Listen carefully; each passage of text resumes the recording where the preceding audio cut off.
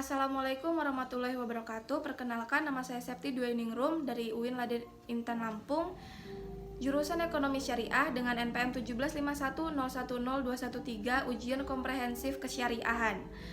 Di sini saya akan mencoba menjelaskan tentang fikih.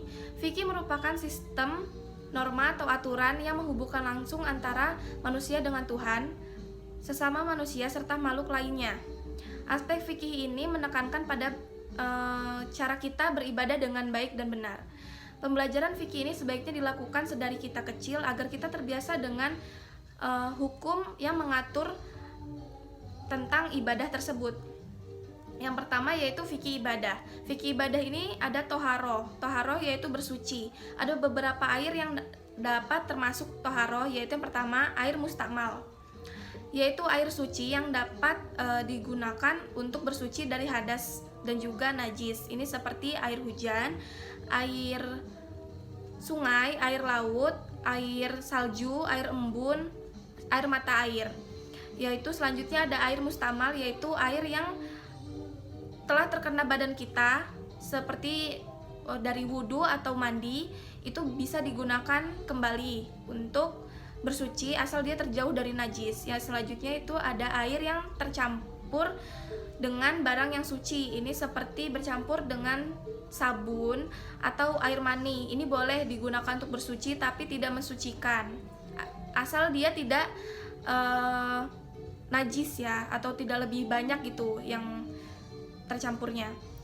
Selanjutnya ada air yang bercampur dengan najis. Ini air yang bercampur dengan seperti air seni dan juga bangkai. Ini tidak dapat digunakan untuk mensucikan.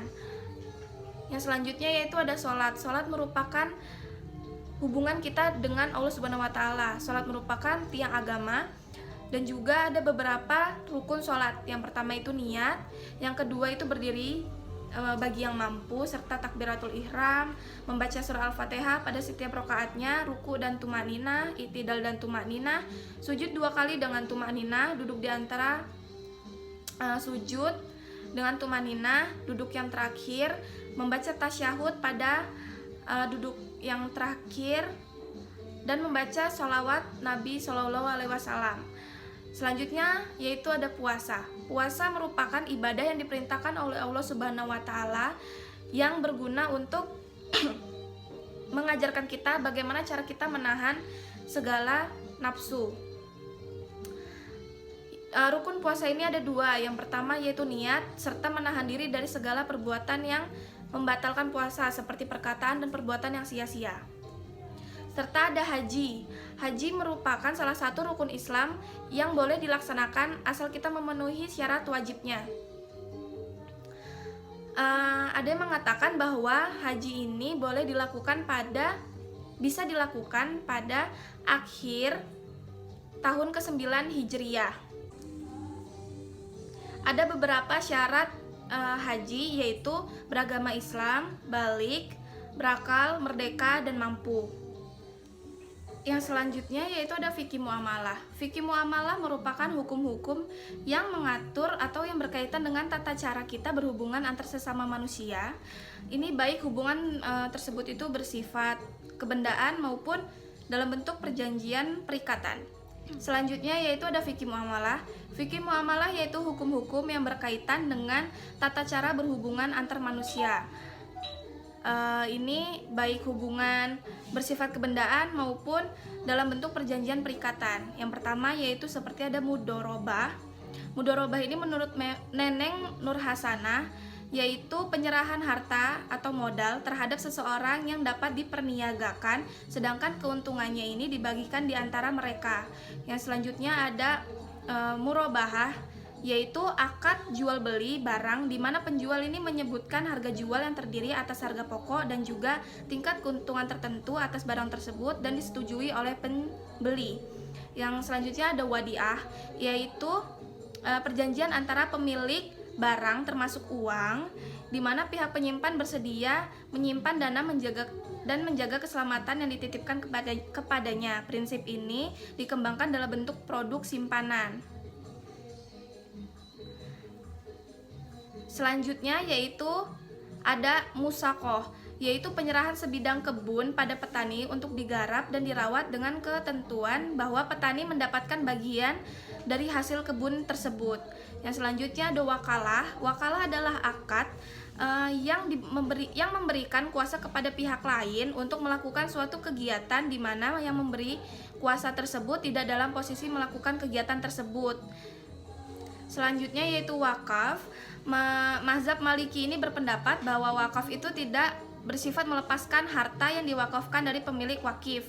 Namun wakaf tersebut mencegah wakif melakukan tindakan yang dapat melepaskan kepemilikannya atas harta yang tersebut. Jadi wakaf ini dilakukan dengan mengucapkan lafaz wakaf untuk masa tertentu sesuai dengan keinginan sang pemilik. Selanjutnya yaitu fikih zakat. Zakat adalah sebagian dari harta yang dikelola seseorang yang harus dikeluarkan jika persyaratan tertentu telah terpenuhi. Zakat juga merupakan suatu ibadah yang memiliki nilai sosial yang sangat tinggi. Selain itu, zakat juga memberikan dampak positif terhadap kesejahteraan masyarakat karena kita dapat mendistribusikan sebagian pendapatan kita terhadap orang yang kurang mampu. Golongan yang berhak menerima zakat ini fakir, miskin, amil, rokib, gorim, sabilillah, serta ibnu sabil. Pendistribusian zakat ini dilakukan untuk menyalurkan zakat yang telah terkumpul kepada golongan-golongan tersebut. Dalam Undang-Undang Nomor 23 Tahun 2011 tentang pengelolaan zakat dinyatakan pada pasal 27 ayat 1, zakat dapat didaya gunakan untuk usaha produktif dalam rangka penanganan fakir miskin dan peningkatan kualitas umat. Ada dua jenis zakat, yaitu zakat mal dan zakat fitrah. Yang pertama, zakat mal yaitu zakat yang dikeluarkan dari harta benda tertentu, misalkan emas, perak, binatang, dan tumbuhan. Ini ada beberapa harta yang wajib dizakati. Yang pertama yaitu binatang ternak, harta perniagaan, zakat perusahaan, zakat hadiah dan sejenisnya, zakat profesi, zakat barang tambang dan hasil laut, zakat pertanian, serta emas dan perak. Yang selanjutnya itu ada zakat fitrah.